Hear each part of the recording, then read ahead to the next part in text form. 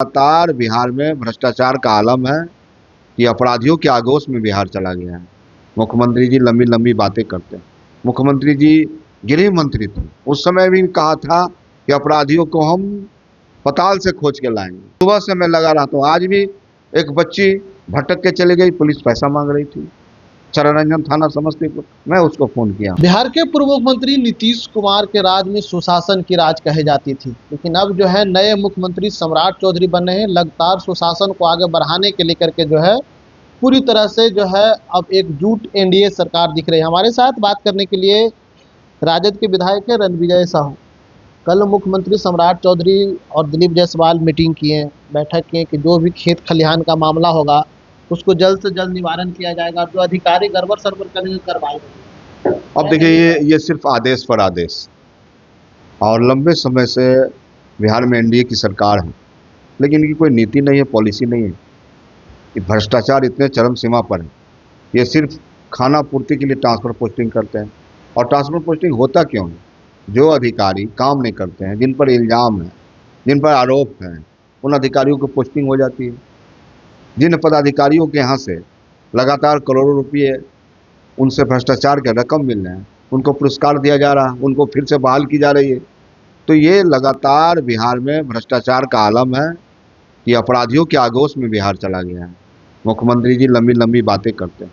मुख्यमंत्री जी गृह मंत्री थे, उस समय भी कहा था कि अपराधियों को हम पताल से खोज के लाएंगे। मार तो रहे हैं ना, इनकाउंटर कर रहे हैं। अब देखिए, तो कहीं भी बिहार या पटना की स्थिति देख लीजिए ना। मैं कल ही गया था मुसल्लमपुर हाट में। हाट पर एक नौजवान को गोली मार की हत्या कर दी, और जो पीड़ित परिवार थी उसकी बहन कह रही थी कि डिप्टी सीएम रहते हुए सम्राट चौधरी का यहाँ अभिनंदन हुआ था। उन्होंने कहा था कि अपराधी अपराध करना छोड़ दे, बिहार छोड़ दे, वरना हम पताल से खींच के लाएंगे। तो ये लगातार बिहार का आलम है, कोई सुरक्षित नहीं है।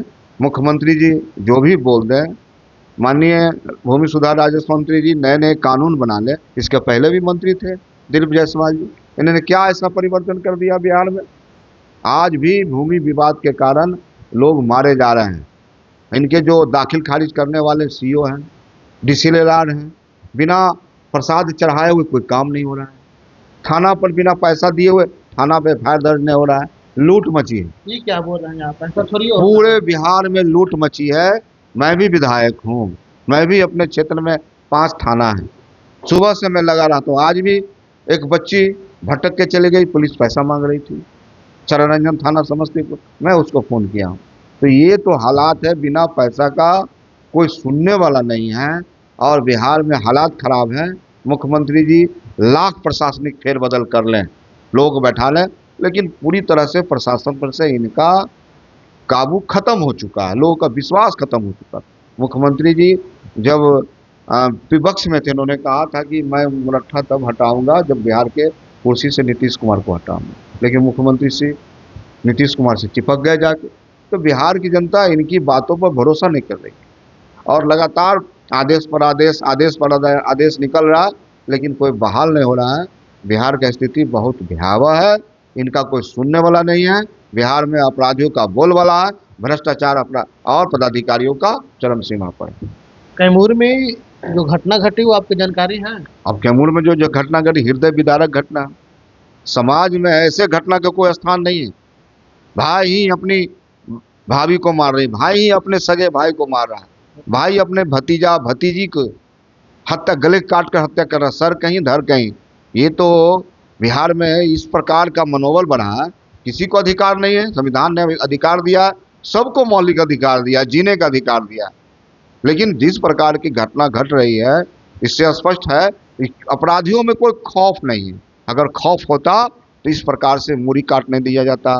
फारबिसगंज में आप देखिए, अपराधी मूड़ी काट के हाथ में लेके दौड़ के जा रहे हैं, क्या दहशत फैल रहा है।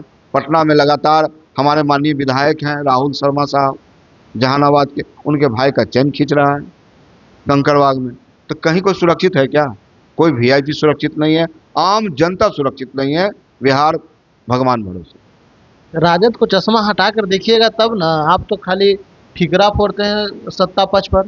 सत्ता पक्ष काम कर रही है, आप लोग को तो आरोप लगाना है। 20 साल से तो सत्ता में है नहीं, तब पता क्या होगा। देखिए, राष्ट्रीय जनता दल मतलब गरीबों की सरकार, सामाजिक न्याय की सरकार, जनता की सरकार। और एक साधारण कार्यकर्ता भी किसी थाना पर चले जाए तो थानेदार की हिम्मत नहीं कि उसकी बात न सुने, लेकिन आज थानेदार उसे कहता है सरकारी काम में बाधा के आरोप में मैं जेल तुम्हें भेजूंगा। तो ये है शासन, ये है व्यवस्था। लालू प्रसाद यादव का हुकूमत गरीबों का हुकूमत था। अपराधी बिल के अंदर होते थे और प्रशासन काम करते थे। उन्हें ऐसा था कि अगर लालू प्रसाद यादव को पता चल जाएगा तो हम सस्पेंड हो सकते हैं, हमारी जांच हो सकती है। ये व्यवस्था थी।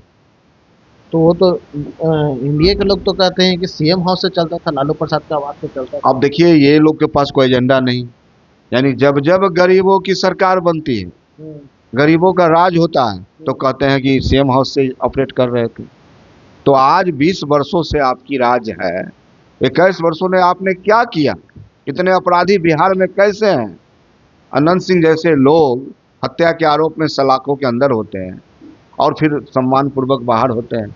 तो बिहार की जनता और अपराधियों का मनोबल बढ़ जाता है। तो कोर्ट के मामले आप तो बिहार की जनता तो ये तो जानना चाह रही है ना कि उनको बाहर निकालने के लिए सरकार बिहार विधानसभा में कानून लाती है, अब विधेयक पास करके उसको वापस लाया जाता है, निकाला जाता है।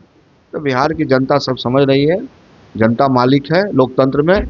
आप इंतजार कीजिए, जनता ऐसे लोगों को मजा चखाएगी।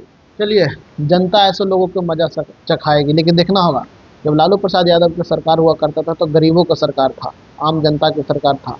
जो भी एक कार्यकर्ता हो या आम आदमी थाना में जाते थे तो काम होती थी, लेकिन अब जो है काम नहीं हो रही है, चढ़ावा चढ़ाना पड़ता है। ऐसा कहना राजद के विधायक रणविजय साहू का। इंशाल्लाह के लिए पटना से ब्रजेश।